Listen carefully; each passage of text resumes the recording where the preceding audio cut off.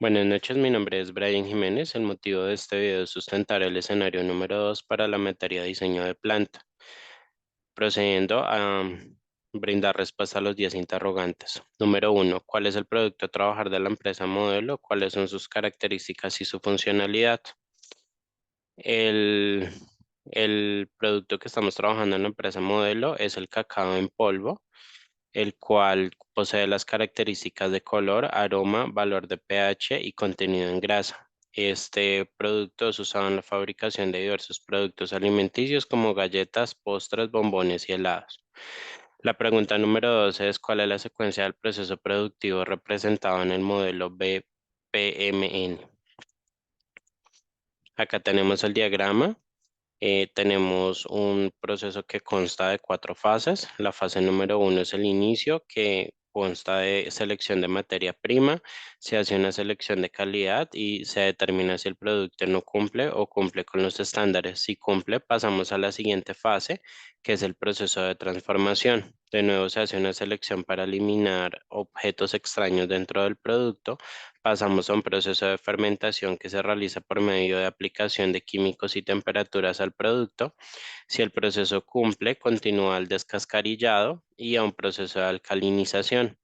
Luego pasa al proceso de molienda y allí se producen dos subproductos: el cacao en polvo, que es el que estamos evaluando, y se produce el licor de cacao, que este no hace como tal parte del estudio que estamos realizando. Por último, cuando ya el cacao en polvo se produce, pasa un proceso de prensado para compactar y pasamos a un proceso de empaque y almacenamiento para dar así fin al proceso, luego pues de la distribución con los diferentes clientes. La pregunta número 3: con base en la matriz de enfoque sistémico, ¿cuáles son las entradas, actividades y salidas del proceso productivo? Acá vemos la matriz de aplicación de enfoque sistémico. Tenemos un subproceso inicial que es el ingreso de materia prima. Acá lo que se hace es la recepción y pesaje de la materia prima. La materia prima es el cacao en polvo. Tenemos unas diferentes máquinas: camión de descarga, báscula, paletizador. Y la salida es un grano de cacao que cumple con los estándares de calidad, que pasa al proceso de selección. Dentro del proceso de selección, lo que hacemos es eliminar los cuerpos extraños del grano de cacao. Tenemos una seleccionadora que se almacena en unas tolvas de almacenamiento, y la salida es un grano de cacao seleccionado libre de libre de elementos extraños. Luego pasamos al proceso de fermentación.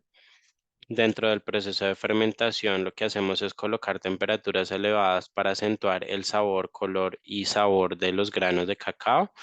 Tenemos unos tanques de fermentación y unos termómetros que se pasan a través de una banda transportadora. La salida es un grano de cacao con mejor sabor, olor y color. Luego pasamos a un descascarillado, que es el siguiente proceso. Acá lo que hacemos es eliminar la cáscara de los granos. Acá tenemos la descascarilladora. Tenemos unos elevadores de canguilones. Y las salidas son almendras de cacao que pasan al proceso de alcalinización.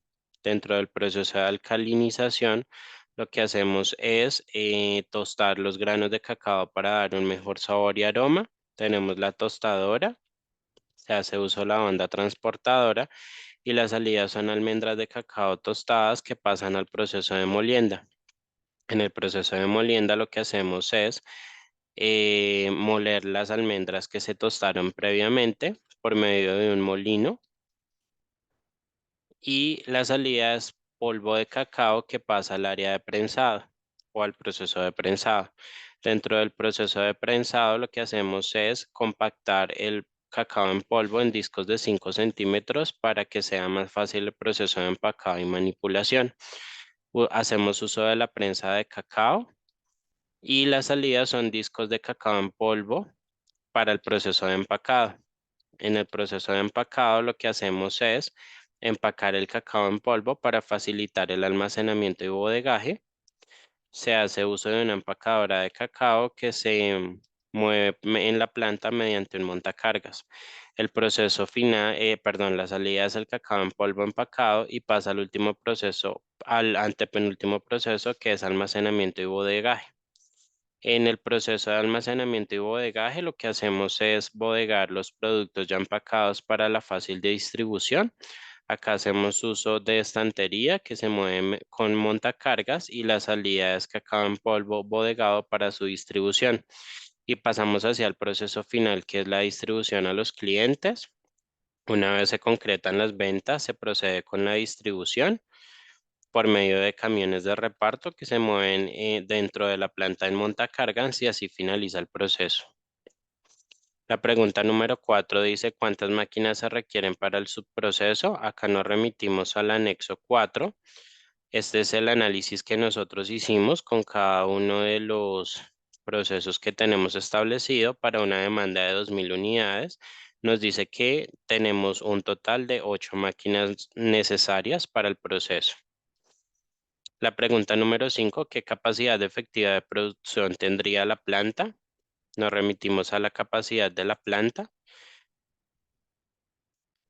Dice que la capacidad efectiva son 3.400 unidades diarias, sin embargo, la producción real son 2.822 unidades.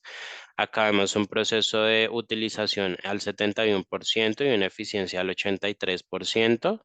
La sugerencia es revisar los procesos de producción y el personal, qué tiempo se está tardando para que no se subutilice la planta como se hace en este momento.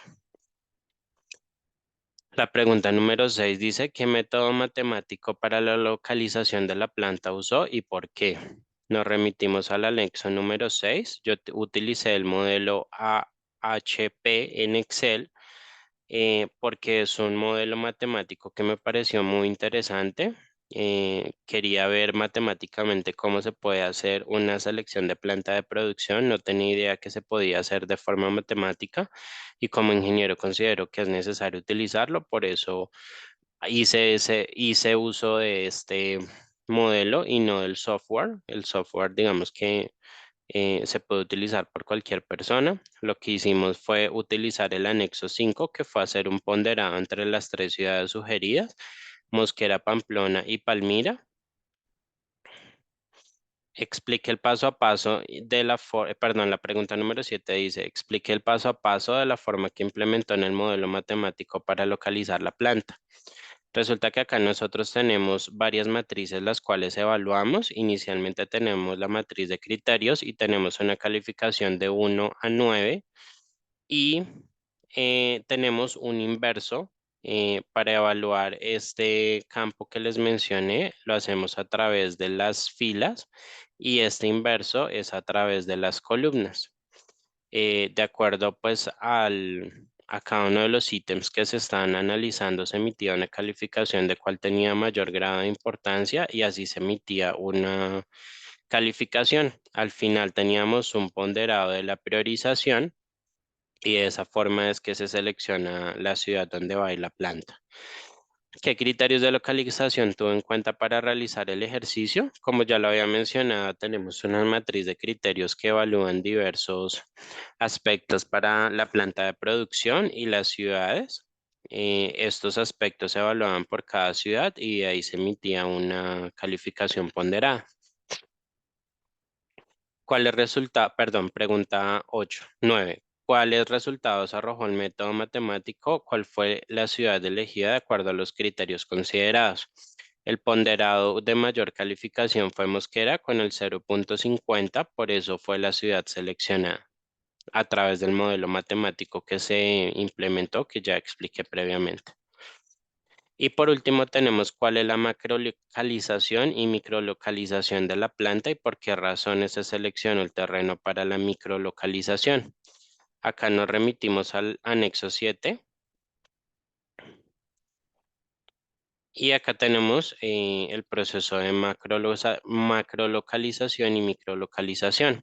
El macrolocalización, pues como ya lo había mencionado, es Mosquera y el microlocalización es una zona franca llamada zona franca de Occidente que queda dentro de Mosquera.